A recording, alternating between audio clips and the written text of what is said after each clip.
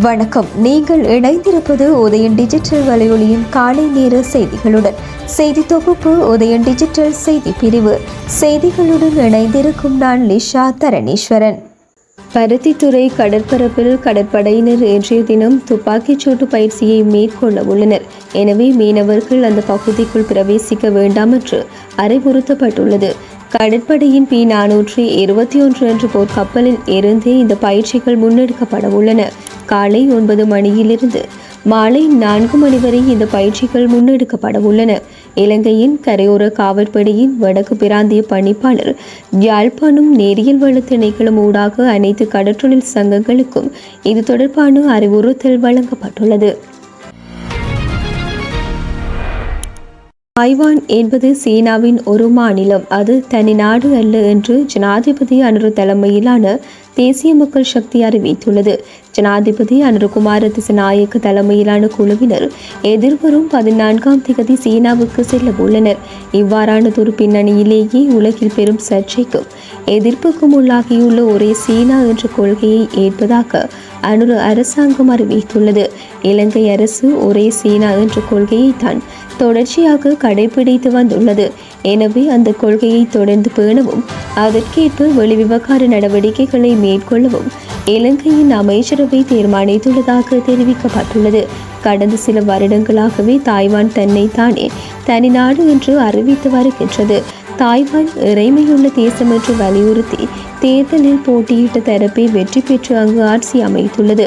அத்துடன் அமெரிக்காவும் இதர மேற்கு நாடுகளும் தாய்வானை சுதந்திர தனி நாடு என்று ஏற்றுக்கொண்டுள்ளன என்பதும் குறிப்பிடத்தக்கது.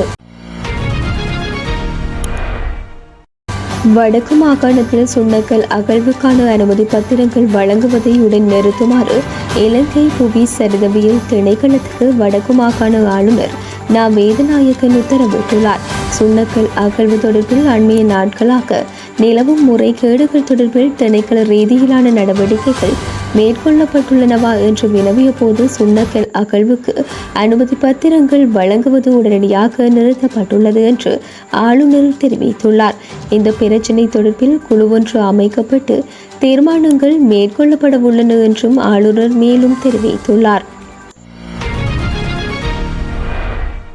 யாழ்ப்பாணம் நகர பகுதியில் புத்தாண்டுக்கு முதல் நாள் இரவு இளைஞர் ஒருவர் மீது கொலைவெறி தாக்குதல் நடத்தப்பட்ட நிலையில் இந்த சம்பவத்துடன் தொடர்புடைய மேலும் 3 போலீசாரால் கைது செய்யப்பட்டுள்ளனர்.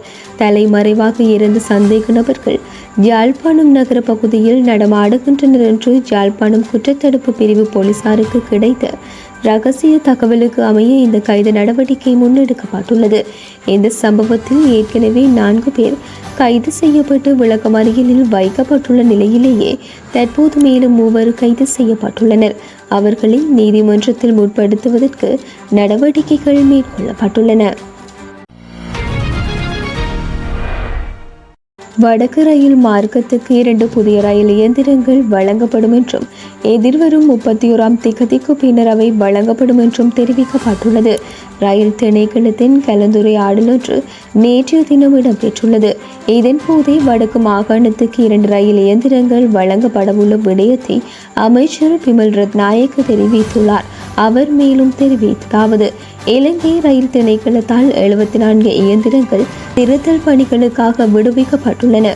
இவற்றில் 10 ரயில் இயந்திரங்கள் விரைவில் பணியில் ஈடுபடும் வகையில் திருத்தல் நடவடிக்கைகள் மேற்கொள்ளப்பட உள்ளன.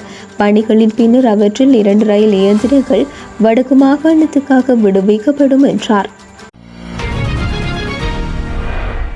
அருகிலுள்ள பாடசாலை சிறந்த பாடசாலை என்ற திட்டத்தின் கீழ் இடைநடுவில் கைவிடப்பட்ட திட்டங்கள் முழுமையாக நிறைவேற்றப்படும் என்று பிரதமர் ஹரணி தெரிவித்துள்ளார். நாடாளுமன்றில் நேற்று அவர் மேலும் தெரிவிக்கையில் 2016ஆம் ஆண்டு தொடக்கம் 2020ஆம் ஆண்டு வரை இலங்கையில் அருகிலுள்ள பாடசாலை சிறந்த பாடசாலை என்ற திட்டம் நடைமுறைப்படுத்தப்பட்டது. இதில் பல திட்டங்கள் இடைநடுவில் நிறுத்தப்பட்டுள்ளன. உண்மையில் நாம் குறித்த வேலை திட்டத்தின் கீழ் தெரிவு செய்யப்பட்ட பாடசாலைகள் தொடர்பில் மீளாய்வு செய்கின்றோம். பெரும்பாலான பாடசாலைகளில் குறித்த வேலை திட்ட பணிகள் இடைநடுவில் நிறுத்தப்பட்டுள்ளன. எனவே முன்னுரிமையின் அடிப்படையில் அந்த பணிகளை நிறைவேற்ற நாம் தீர்மானித்துள்ளோம்.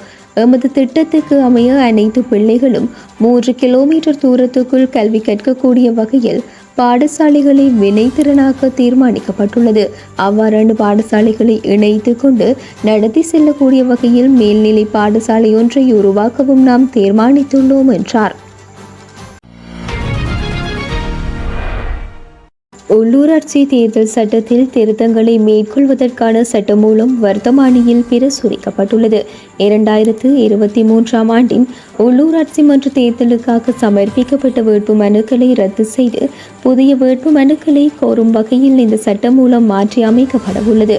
இதற்கான வர்த்தமானி அறிவித்தல் பொது நிர்வாகம், மாகாண சபைகள் மற்றும் உள்ளூராட்சி அமைச்சரின் உத்தரவுக்கு அமைய வெளியிடப்பட்டுள்ளது. இதற்கமைய 2023 ஆண்டு உள்ளூராட்சி மன்ற தேர்தலுக்காக சமர்ப்பிக்கப்பட்ட வேட்பு மனுக்கள் ரத்து செய்யப்பட உள்ளன. அத்துடன் அரசியல் கட்சிகள் மற்றும் சுயேட்சை குழுக்களின் வேட்பாளர்கள் செலுத்திய கட்டுப்பணத்தை மீள செலுத்துவதற்கும் தீர்மானிக்கப்பட்டுள்ளது. ஐயப்ப பக்தர்களின் எண்ணிக்கை அதிகரித்துள்ளமையால் யாழ்ப்பாணம் சென்னை இடையிலான விமான சேவை கட்டணம் 3 மடங்குக்கும் மேலாக அதிகரித்துள்ளதாக அறிவிக்கப்பட்டுள்ளது. 3 வாரங்களுக்கு முன்னர் 45,000 ரூபாவுக்கு விற்பனை செய்யப்பட்ட யாழ்ப்பாணம் சென்னை இருவழி பயணச்சீட்டு தற்போது 1,38,000 ரூபாவுக்கு விற்பனை செய்யப்படுவதாக சுட்டிக்காட்டப்பட்டுள்ளது. விமான பயணச்சீட்டின் விலை அதிகரிப்புக்காக ஐயப்ப பக்தர்கள் தமது அதிருப்தியையும் கவலையையும் தெரிவித்துள்ளனர். நேர்த்திக்கடன் செலுத்துவதற்கு செல்வதற்கு தாம் சிரமங்களை எதிர்கொள்ள வேண்டியிருப்பதாகவும் அவர்கள் தெரிவித்துள்ளனர். அரசாங்கம் விமான சேவை நிறுவனங்களிடம் இருந்து அறவிடும் வரியை ஜனவரி மாதம் 30 வரை குறைப்பதாக அரசாங்கம் கூறியுள்ளது. எனினும் இந்த விலை குறைப்பு விமான பயணச்சீட்டின் விலைகளில் மாற்றங்களை ஏற்படுத்தாது என்று விமான சேவை நிறுவனங்கள் தெரிவித்துள்ளன. இத்துடன் உதயம் டிஜிட்டல் வலையொலியின் காலை நேர செய்திகள் நிறைவடைகின்றன. தொடர்ந்தும் இரவு நேர பிரதான செய்திகளுடன் இணைந்திருங்கள். வணக்கம்.